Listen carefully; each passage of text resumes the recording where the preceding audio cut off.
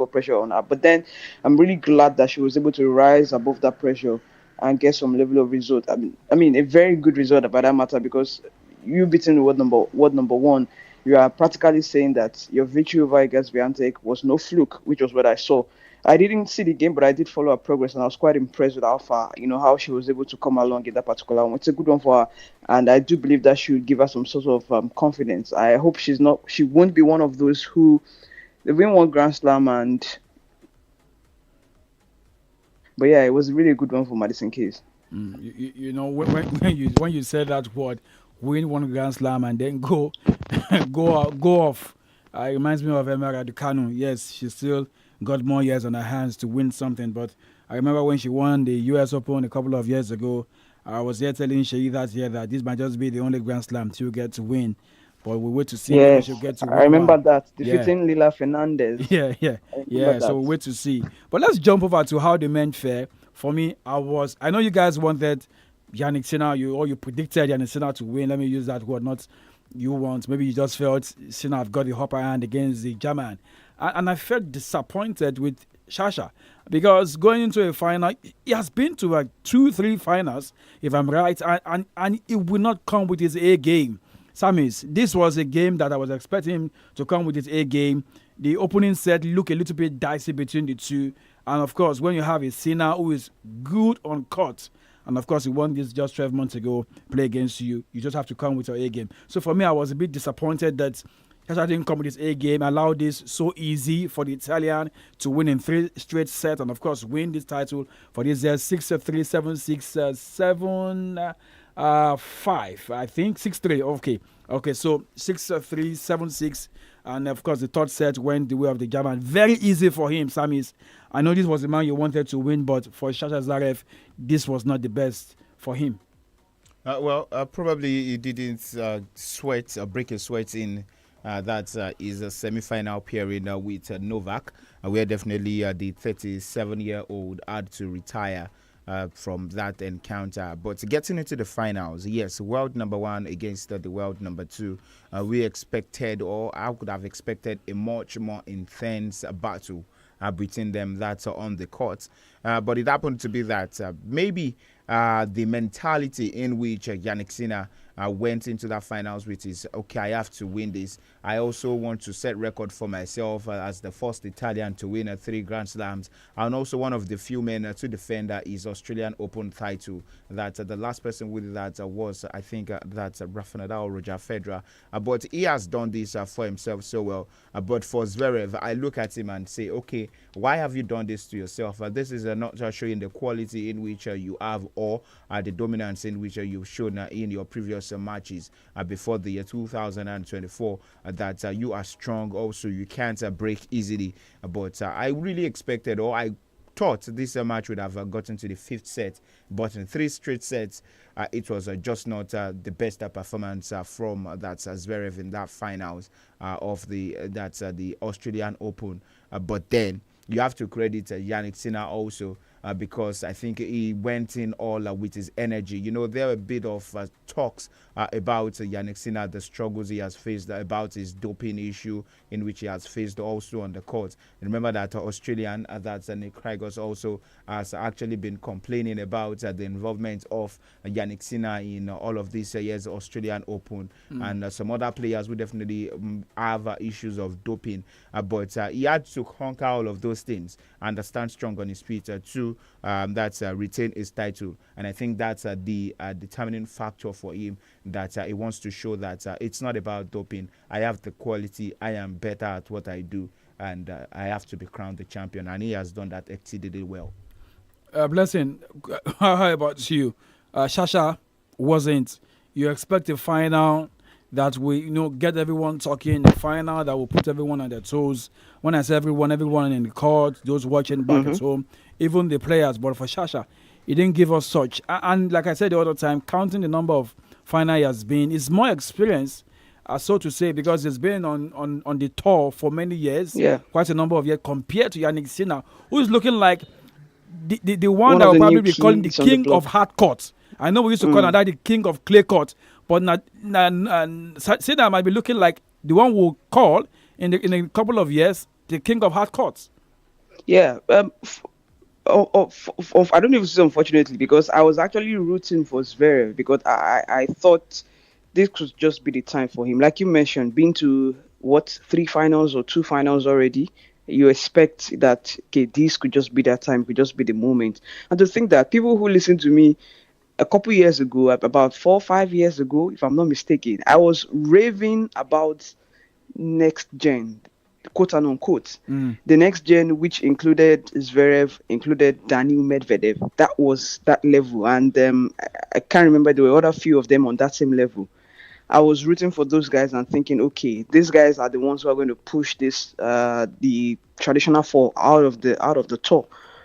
But I have been also, I don't know, how do I put it? People have called me out for, oh, these guys you're supporting and they've not really done well. That's exactly the disappointment that I have in Alexander Zverev, because if you didn't have to do so much against Djokovic because he retired, Mm. I would have expected that he would put that entire energy into that final against Yannick Sinner. But what that tells me is that Sinner is a level, if not two levels above him, in terms of maybe technicalities, in terms of maybe talent, in terms of maybe fitness.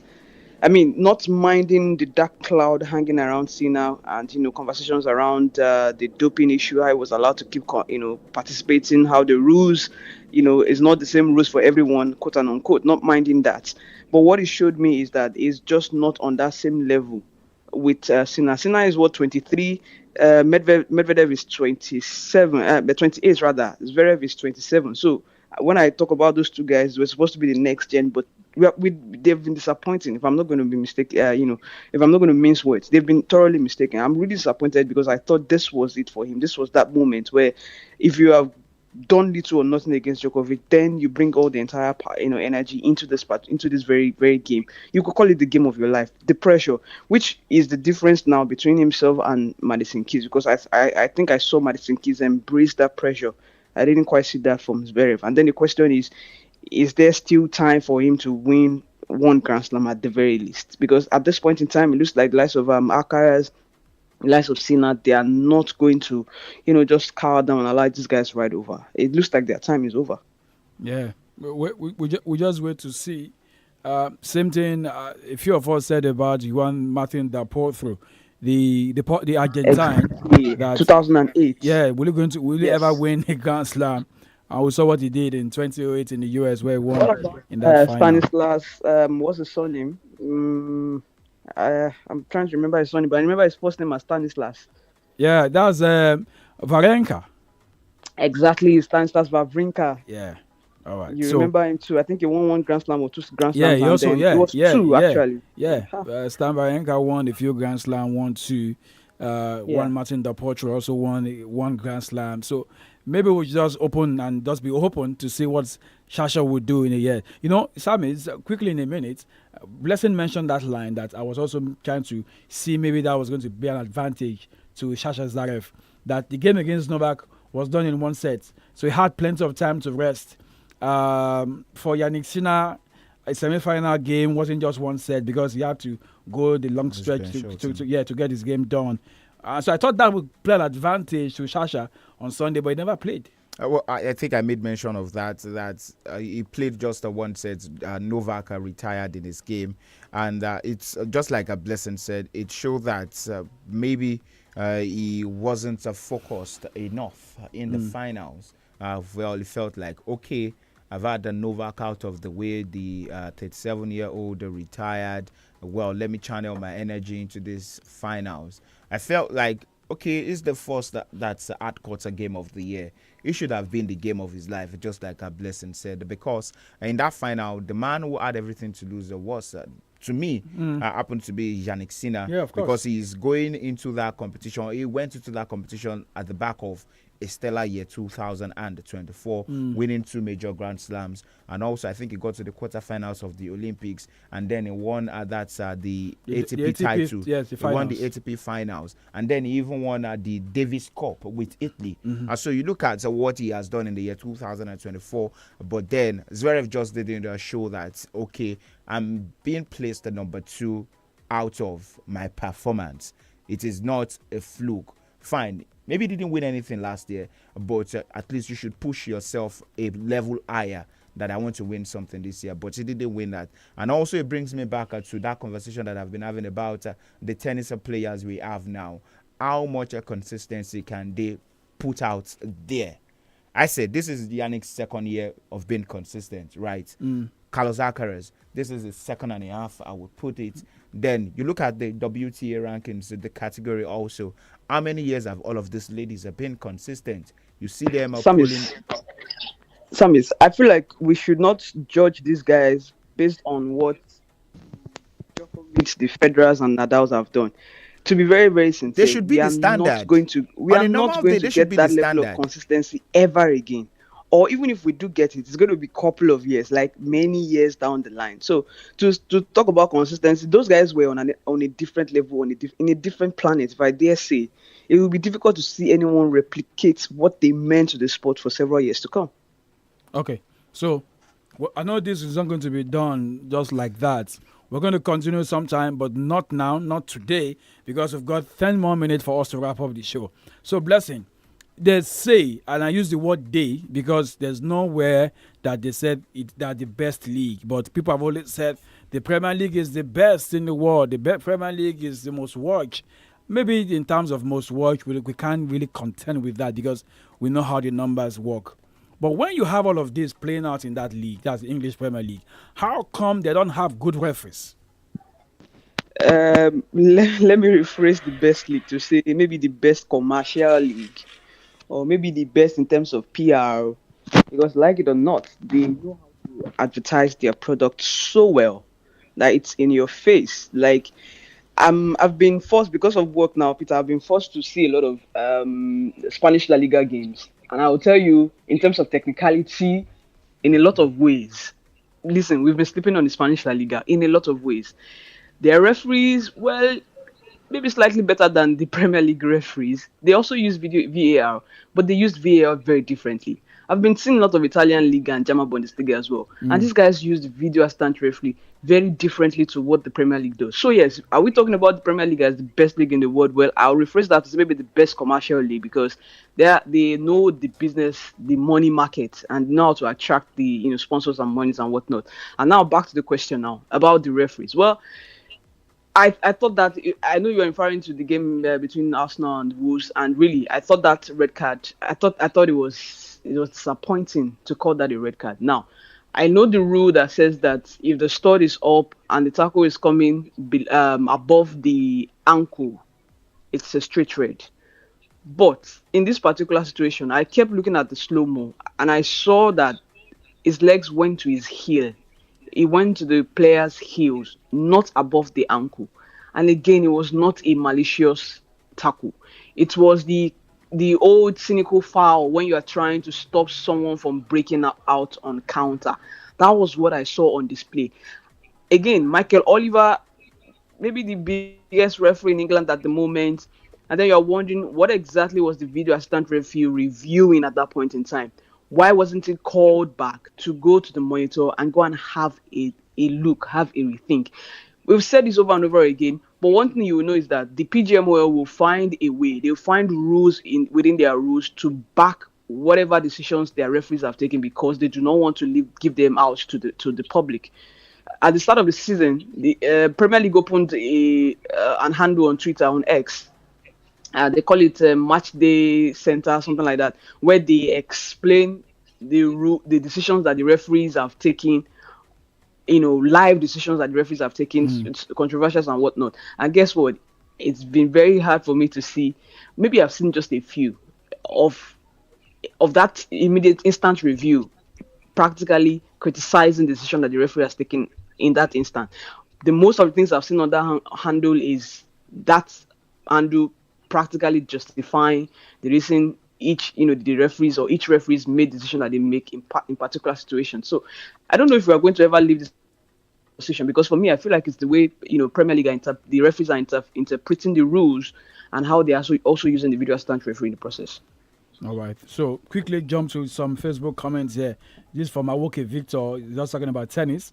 He says Alcaraz is the final. In the final. Being in the final would have been better. Okay. but the boy did not get his job done in the quarterfinal against Novak. So, Samis, because of our time, we still have one more two things to talk about in the world of football. You said to me earlier that when you first saw that, you felt that was justified, but you have to watch again for you to be sure. Now, why can't Michael Oliver go watch again from the VAR to see if he was sure of that red card? Well, like I said before we came on board, seeing that the first instinct or the first decision that came to mind after the view of that was, oh, this is a red card. But then, after serious consideration, watching over again, and then I looked at it and said, okay, this is not a red card. Why have I said this is not a red card? The position just outside your own box. You are 75 yards away from that's your opposing team. That's Arsenal Football Club's box. You are 75 yards away from that. And then you dare stop a counter where even if it was not stopped, there are faster players who I see can track that player down. That's Gabriel Martinelli. And he's not even the last man. And he's not even the last man. I think he's on par with 3 different Arsenal players. There is Kelly. I think Trossard is also on the other hand of it. And then there is a Martinelli. So you can't even have that bolstering speed to overtake either of the two of them. But then the decision by that Michael Oliver not to even consult the video assistant referee also just brings by that conversation of the video assistant referee most times can just be a figurehead. Why then do we have the use of the video assistant referee if you can't use it to control your decision making? Because that is why the video assistant referee is actually in use to regulate and also check and balance some decisions. Because you've made that decision, the video assistant referee is there to call you, okay, this is how the things are. But like I said, maybe one of the big, like Blessing said, maybe one of the biggest officials in England, Michael Oliver, and maybe what's his name now? Darren England. Darren England just didn't want to consult him. But I'm very sure they released that audio, that footage. Okay. I think they should actually release this one also, so we can know if Darren really called on Michael Oliver to check the video assistant referee, and he just didn't do that. But thankfully, Arsenal got the 3 points. If they had got the 3 points, we'll be talking about another different thing. This season, I think Arsenal, they've actually gotten some red cards, which definitely the most. The most, yes. Four red cards. cards. Yes. Yeah. So you look at all of those decisions about their red cards this season. Most of it, if not most, if not all, have actually been to referee not actually coordinating that's the game on the field of play well. All right. So because of our time, again, like I said, I wish I can take you guys on about that and of course bring out one or two information, but we can't because of our time. So let's stay with England before we jump to Spain and England. And guys, let's see if we can be very, very fast, because don't forget AFCON draws comes up later today, just for you to know. So Blessing, what do you make of Andoni Iraola, Bournemouth Football Club? They play Liverpool this weekend, and I've been seeing numbers in terms of how they did, what they did to Arsenal, what they did to Manchester City, what they did to. I can go on with those names. Newcastle also, with that flying run they had coming to the new year. But over the weekend, it was the turn of Nottingham Forest to collect their own too, then collect our water. Everybody says water for Bournemouth now. Honestly, I've been really, really impressed with Andoni Iraola. Honestly, he's really surprised me. And what's most surprising is that people generally have not really had their eye out on them to see what they are doing. That team has been on, I think, a run of 12 games unbeaten. Yes. And maybe 1 or 2 of it was a draw, just to tell you how dominant they have been. The young man up front, Patrick Kluivert, has been fantastic. And they've been playing without their 2 strikers, and Sunai and Evan Nielsen. Exactly. If you're having to rely on a youngster, Patrick Kluivert, who last season I didn't see much of him, but they've delivered. What about Django Ouattara scoring a hat-trick? Who would have thought that Ouattara would be the first Burkinabe to score a hat-trick in the Premier League? Like, they've been impressive, and yes, they could be a potential banana skin for Liverpool.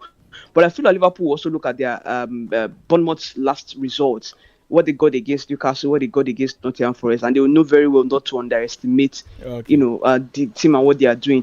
But I hope that now that we are praising Iraola, it is not a different story maybe at the end of the season or early next season when then he goes on maybe 5-6 games without a win and then he's had to be booted out of the club, because you know that this cycle when it comes to this middle table teams, quote and unquote. Okay, so my studio manager is telling me that we have to go. How I wish we can Guys, talk about. did you give me my flowers this morning? I told you Yeah, you went to some beating run with end. I did. And People there did is not give me my evidence flowers. for that.